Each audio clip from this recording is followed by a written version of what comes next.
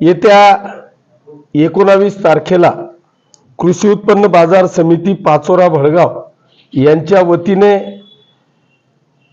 एक सुंदर असा वार्षिक सर्वसाधारण सभेच्या निमित्तानं पाचोरा आणि भडगाव तालुक्यातील सर्व जे मतदार आहेत, विकास सोसायटीचे सन्माननीय चेअरमन आणि संचालक, ग्रामपंचायतींचे सर्व सरपंच आणि सर्व सन्माननीय सदस्य, त्याच पद्धतीने व्यापारी बांधव, हमाल मापाडी ह्या विषयातले सर्व सन्माननीय सभासद यांना पाचोरा बाजार समितीने दिनांक 19 रोजी सकाळी 10 वाजता सर्वसाधारण सभेचं आयोजन केलेलं आहे। आणि त्या सभेमध्येच आपल्या महाराष्ट्रातील अतिशय सुप्रसिद्ध हवामानकार आदरणीय पंजाबराव डक यांना देखील आमंत्रित केलेलं आहे।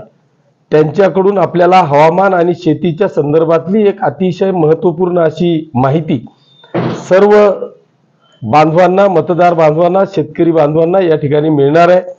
आणि म्हणून आपण सगळेजण अतिशय गाड्यांची व्यवस्था केलेली आहे।